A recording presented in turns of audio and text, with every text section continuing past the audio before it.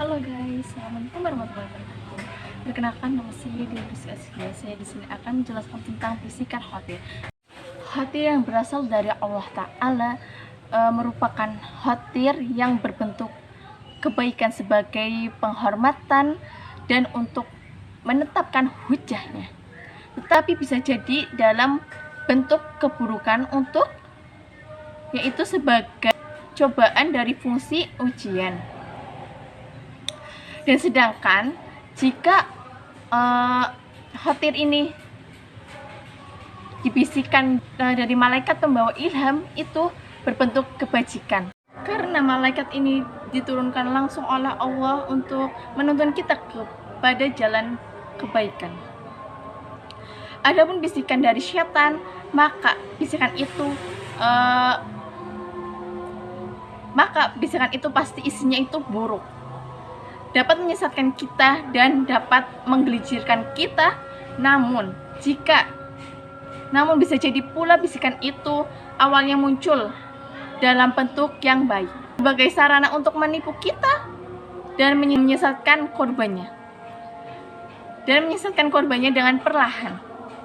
Sedangkan yang datang dari hawa nafsu itu berupa keburukan dengan sesuatu yang tidak mengandung kebaikan. Ini sebagai wujud dari pembangkangan dari sikap egois. Bagian kalangan salaf menyebutkan hawa nafsu ini juga kadang mengajak kepada kebaikan, namun tujuan akhirnya tetap saja menjadi sekutu bagi setan. Inilah beragam jenis bisikan-bisikan. Setelah kita mengenal bermacam-macam bisikan khotir di atas, engkau kini perlu memahami 3 soal penting yang mesti direnung dalam menyangkut pembagian khotir ini. Pada faslun pertama, fa'amma faslun awal, qala ulama radhiyallahu tidak arata ang ta'lam khotir khairu min khotir. Kalane marang sir yang to khotir al khairi ing kentek ake min khotir saking khotir syara wa tafaraqo illa lan bin ake siro ing fasanahu ba'ahadu ing dalam antarane sejenis jinsi bahwa khairu lamun ono ing khotir wa in kana lamun ono ing khotir bisoti kelawan siro au syahwat au syubhat bahwa lan utawi subhat. Itu pertama ini sangatlah penting untuk mengetahui secara umum perbedaan antara keinginan baik dan keinginan buruk.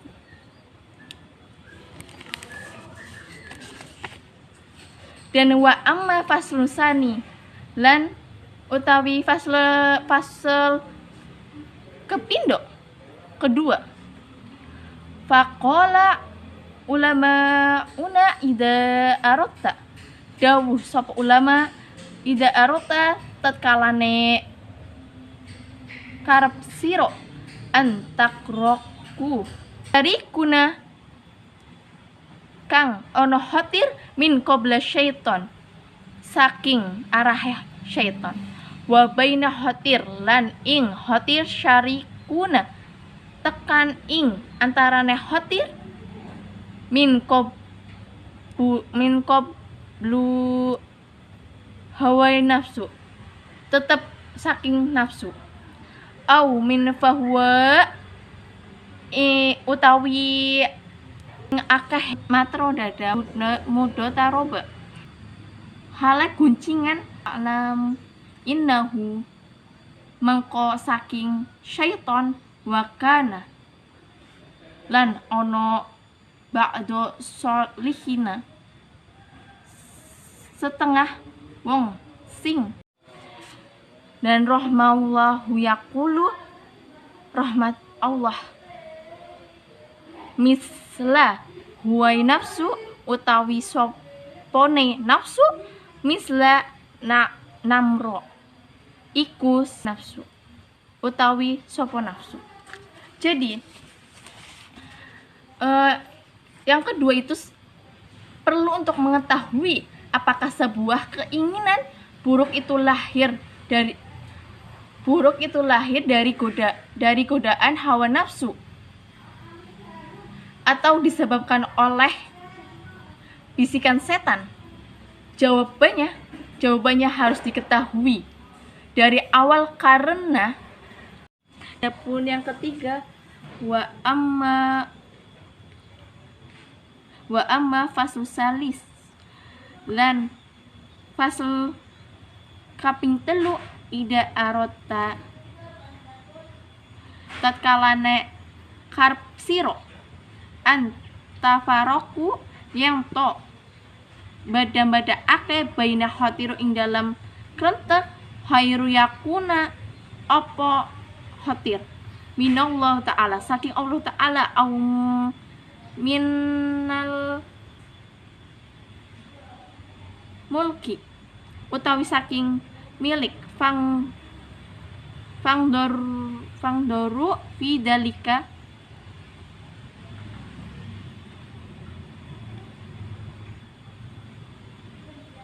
salisu fangdoru min salah satu saking telu piro-piro aujahu wajahe ahaduha lan salah suci antang doru yang to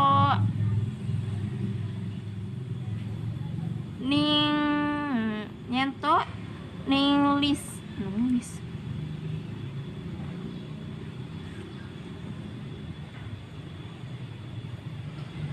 ngelingsiri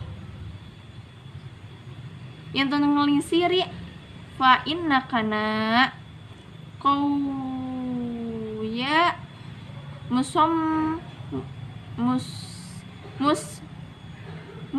musmuma iku kuat lan kukuh fahuwa minallah ta'ala utawi saking Allah ta'ala wa ing kana mitaro dada apa khotir warohibatuka lan demen fi khairi ing dalam kebagusan wasani lan kaping loro in kana iku hasil ing akibu ijtihadu ing dalam iring-iringe ijtihad minka wa ta'at ing hak ing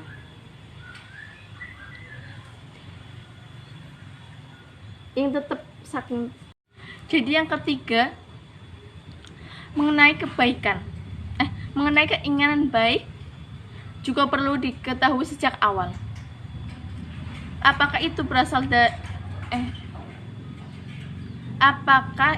dari Allah ataukah itu bisikan dari setan. Sebuah keinginan yang berasal dari bisikan Allah bisa direalisasikan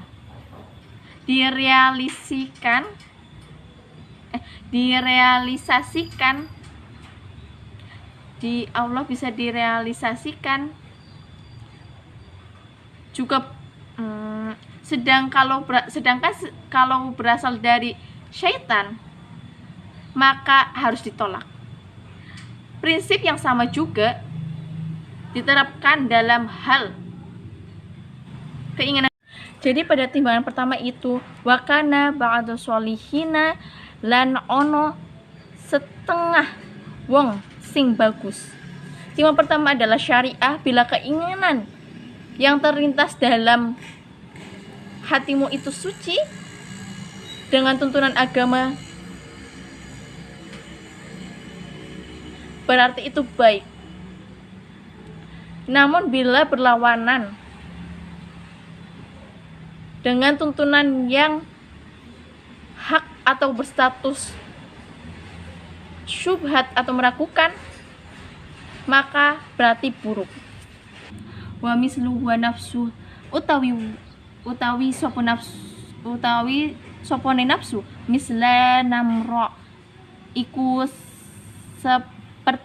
seperti sopone ida harobu mo mat senajan tatkalane barang la yang sorofu moko ora biko maa kang negur balihu wako wa balahu kang banget wa hiru dohir kang kalahake dohir au mislu horoju au mislu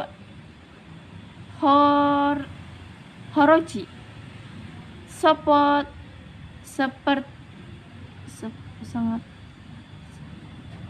seperti kang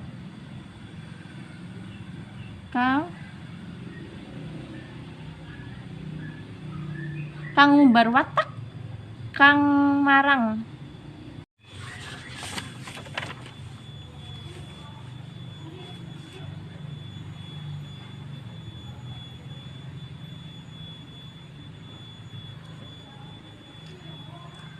dan kala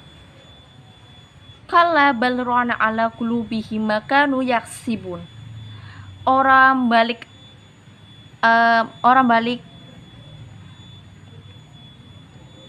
ngendiko ing atase opo bareng kana yaksibuna kang ono kelakuan sopo aladina kola syekh imama dawu sapa imam rahimahullah ta'ala rahimahullah hakda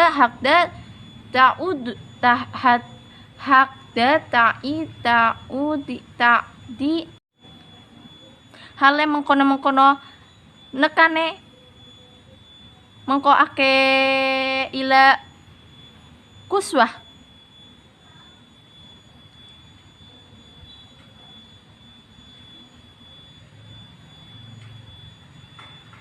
ila kuswah kolbi arahe ati atase nambahi atase ati au laha khotiru utawi kawitane khotir wajdatahu na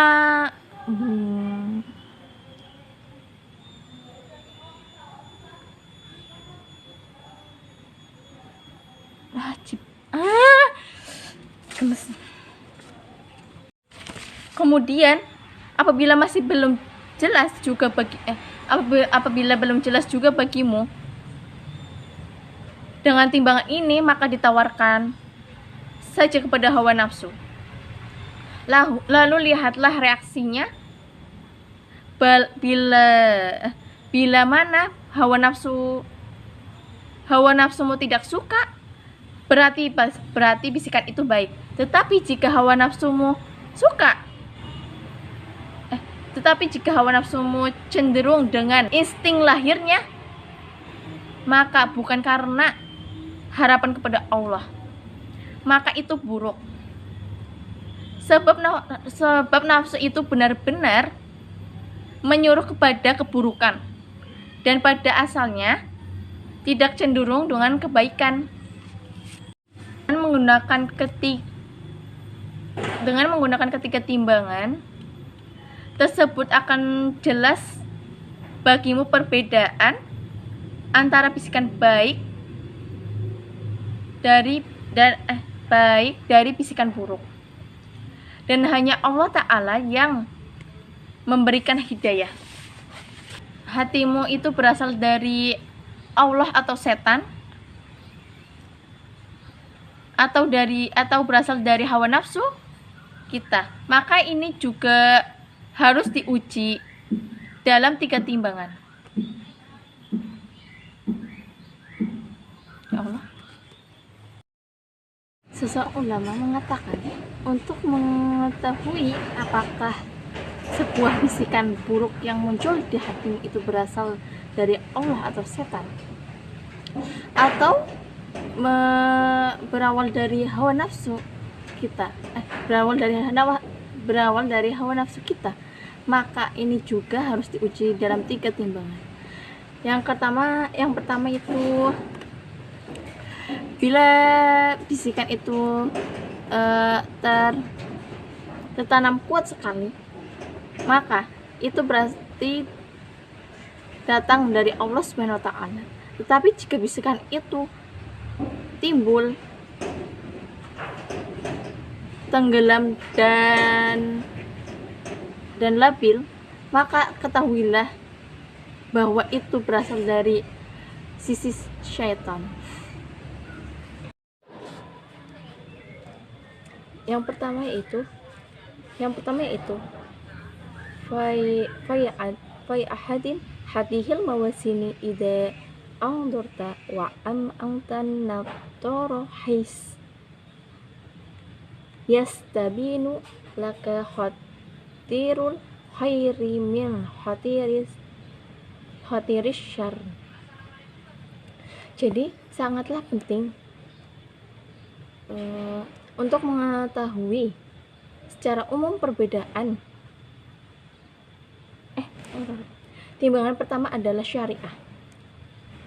Bila keinginan yang terlintas dalam hatimu itu sesuai dengan tuntunan agama, berarti itu baik. Namun jika berlawanan, wa amma fasl hayalu wal mahodi'atu minasyaiton. Seseorang saling perumpamaan hawa nafsu itu bagaikan harimau. Bila sudah menyerang lawannya, ia pantang berpaling, kecuali karena mendapat perlawanan yang sengit atau memang kalah telak, atau seperti antara bayaran yang berperang karena uang, ia juga tidak berpaling kecuali terbunuh. Sedangkan syaitan itu ibarat binatang serigala. Bila engkau mengusirnya dari satu sisi, maka ia akan masuk dari sisi lain. Dan timbangan yang kedua yaitu al-aqalur roba'un nafsi.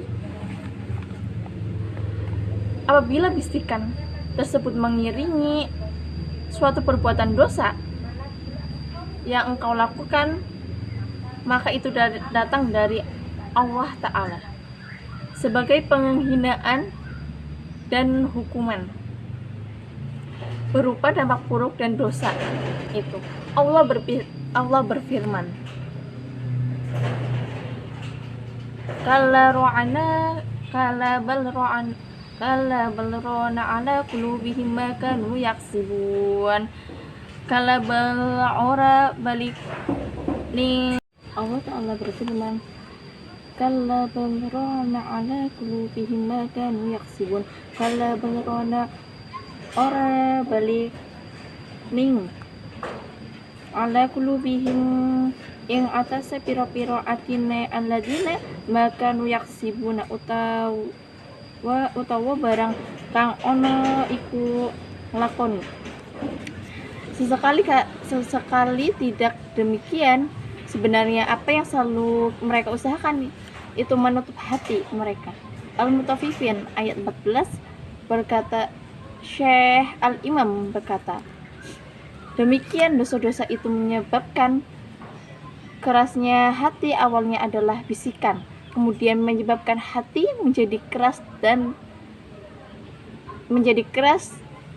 dan tertutup. Kemudian yang ketiga adalah jika bisikan buruk itu tidak melemah dan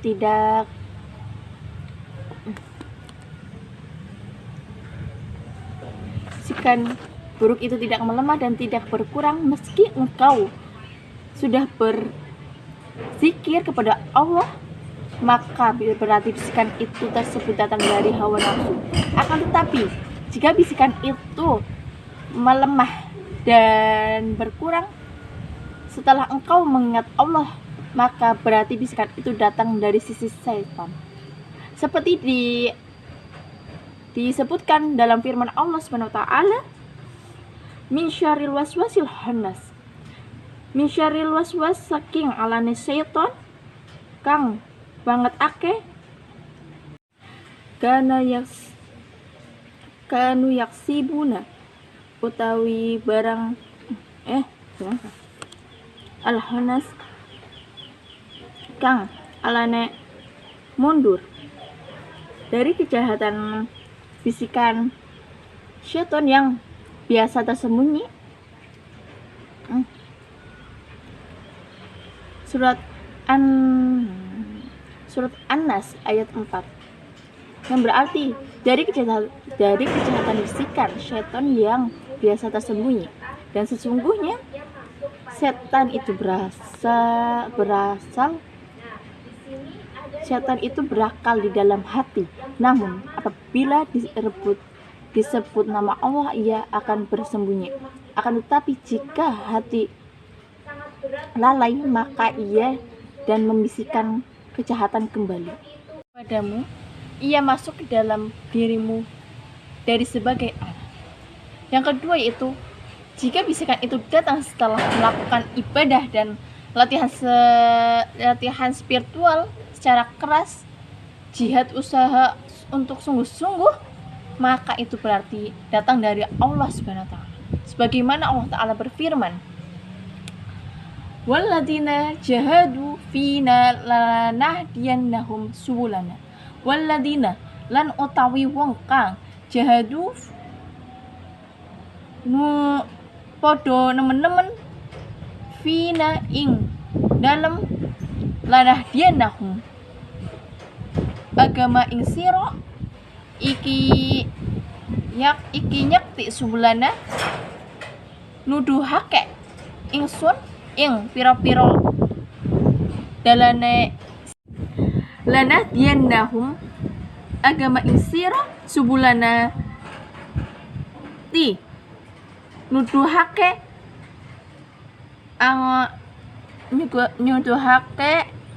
ingsun ing pira-pira dalan ingsun, yang berarti dan orang-orang yang berjihad untuk mencari keriduan kami, maka benar-benar akan kami tunjukkan kepada mereka jalan-jalan kami. Surat Al-Ankabut ayat 69. Dan adapun fasal yang ketiga yaitu faslun salah satu allati lazamtuka ma'rufatuha fil faslin khawatir, yaitu jika bisikan tersebut menyangkut perasaan uhul atau jarak agama dan amalan batin, maka itu datang dari Allah Subhanahu wa taala. Tetapi jika bisikan itu menyangkut permasalahan cabang-cabang agama dan amalan lahiriah atau zahir, maka kebanyakan berasal dari malaikat. Sebab seperti ditemukan banyak ulama, malaikat itu tidak mengetahui isi batin seseorang hamba. Dan adapun kita harus mengenal budaya syaitan. Ada metode besar untuk mengenali budaya syaitan, yaitu pertama, bila syaitan membisikkan hal-hal yang baik kepada ke dalam hati kita. Tujuannya adalah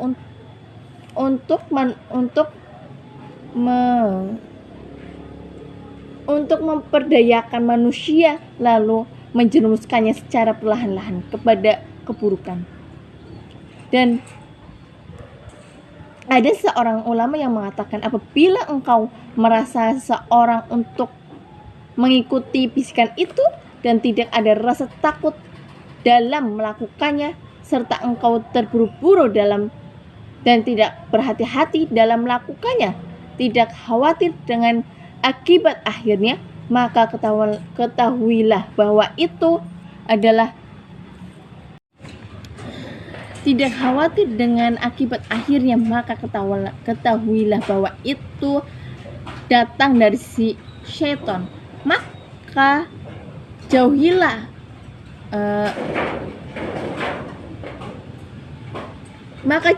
akan tetapi jika engkau mendapatkan dalam dirimu hal yang sebaliknya, misalnya ada perasaan takut dan tidak senang dalam mengetahui akibat akhirnya, maka ketahuilah bahwa itu datangnya dari Allah SWT atau dari malaikat. Dan dalam riwayat disebutkan Nabi Muhammad SAW bersabda, ajalatu minasyaitani ila fi khamsati mawadi'a taswijul wa qur'ida adraqat wa qada'ud daini idza wajaba wa tajhizul mayti idza mata wa qiratu fi idza nasala wa taubatu minat dambi idza adna. Sikap tergesa itu berasal dari setan, kecuali dalam 5 perkara itu. Pertama, menikahkan anak gadis apabila telah dewasa. Yang kedua yaitu membayar hutang apabila sudah jatuh tempo. Yang ketiga yaitu menyelenggarakan prosesi pengurusan jenazah apabila seseorang telah dinyatakan meninggal dunia. Yang keempat yaitu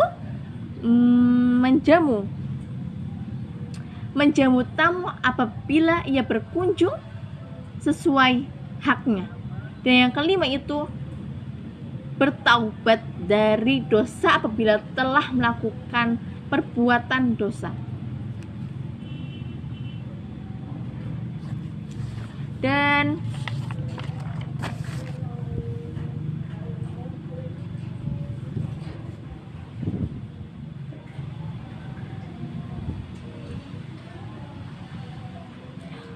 wa marutu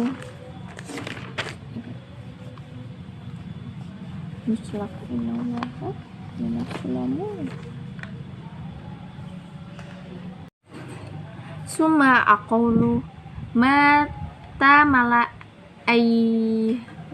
ayyuhal rajulu nikatu wa hadatu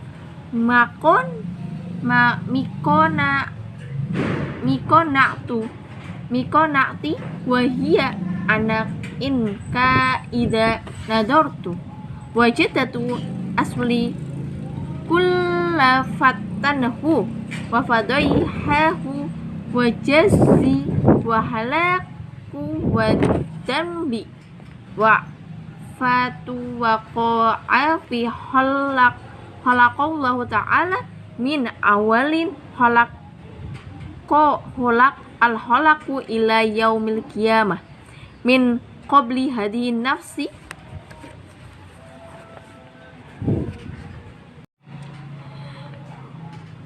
Semua itu menunjukkan betapa sulitnya mengontrol hawa nafsu. Untuk mengobatinya diperlukan pikiran dan wawasan yang sangat dalam. Dan seperti sudah kami jelaskan sebelumnya, hendaknya engkau mengendalikan nafsu dengan kendali,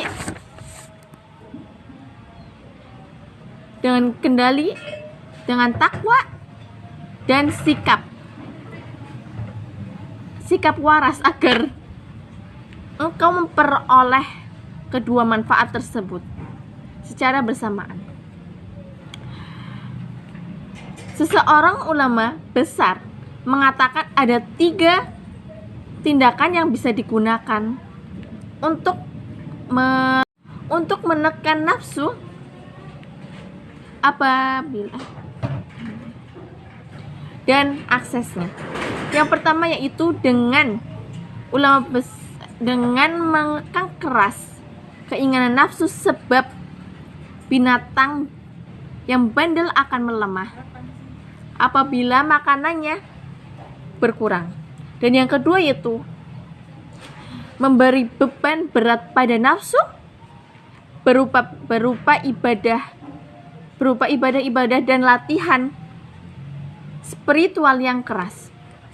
Sebab seekor keledai apabila ditambah beban muatannya dan makanannya dikurangi, maka ia akan tunduk serta menuntut pada tuannya. Dan yang ketiga yaitu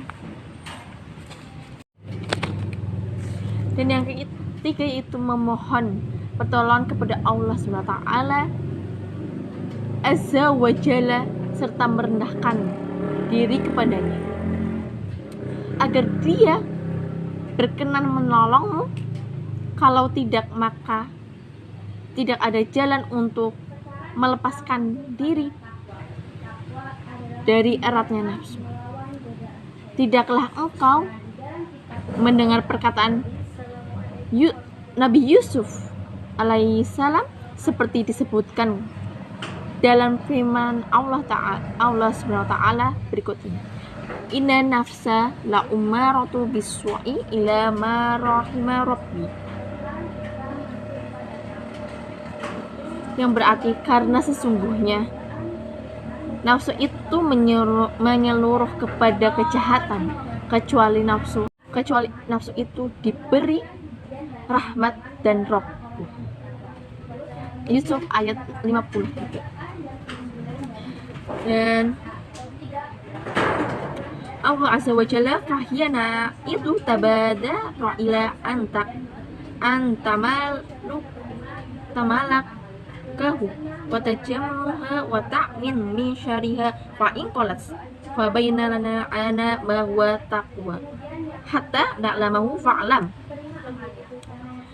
Jika engkau terus-terus melakukan 3 tindakan di atas makan nafsumu yang bandel itu akan menyerah padamu dengan seizin Allah Azza wa Jalla, maka saat itu segeralah engkau membelenggu dan membebaskan diri dari burukan nafsu tersebut. Tasbiru wa tataku fa inna dalika min azmin umur. Wa in tasbiru wa tataku la yadurrukum kaiduhum syai'a.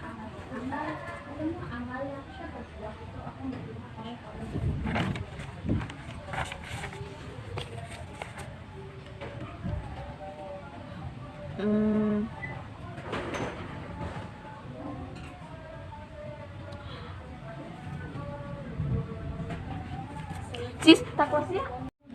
Summa nunajji alladhina taqaw wa sayujannabuhal atqa qaidat lil muttaqin innallaha ma'al muttaqin yuslih lakum a'malakum innama yataqabbalullahu minal muttaqin. Untuk menjawab pertanyaan apa itu takwa? Untuk menjawab pertanyaan tersebut, engkau terlebih dahulu mengetahui bahwa takwa itu merupakan harta karun yang sangat berharga. Engkau akan memperoleh keuntungan yang sangat besar bila berhasil mendapatkan harta yang mengandung banyak ilmu, pengetahuan, harta spiritual, sukses yang cemerlang,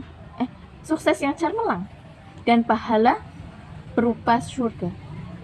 Di dalam takwa ini Allah SWT telah menggabungkan seluruh keuntungan dan kebaikan dunia, agama, dan akhirat.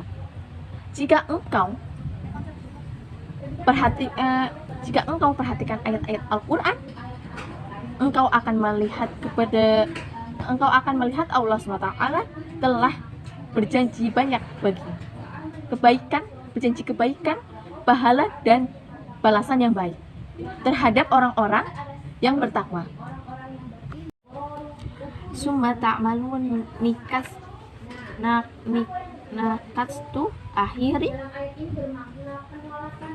walaqad wasayna alladhi utul kitaba min qablikum wa iyyakum anit taqwa qalat ana fa in qalat fa'lam lanahdiyannahum subulana wa innallaha ma'al muhsinin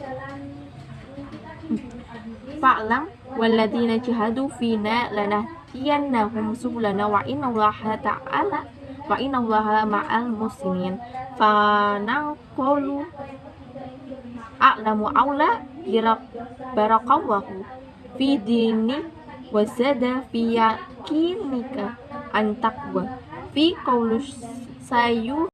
Dan manfaatnya takwa yaitu saya akan kutipkan untuk sebagian pentingnya dan manfaat takwa itu.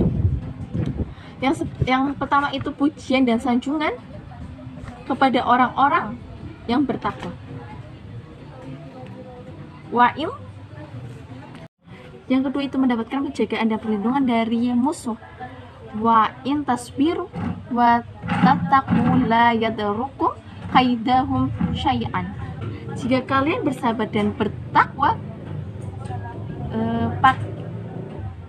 niscaya tipu daya mereka sedikit pun tidak mendatangkan kemudaratan bagi Allah SWT. Surat Al-Imran ayat 120. Dan yang ketiga yaitu mendapatkan dukungan dan kemenangan. Innallaha ma'al ladzina taqaw wal ladzina hum muslimun. Sesungguhnya Allah beserta orang-orang yang bertakwa dan orang-orang yang apapun kepadamu ia masuk ke dalam dirimu dari berbagai arah. Dan yang kedua, jika bisikan itu datang setelah kalian melakukan ibadah dan latihan dan lakukan spiritual karena jihad,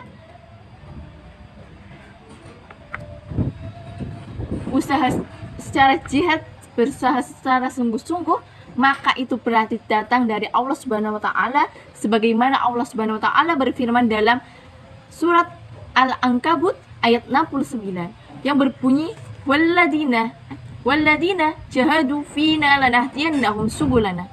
Walladzina lan utawi wong kang jahaduna podo nemen-nemene fina ing dalem lanahdiyannahum agama sira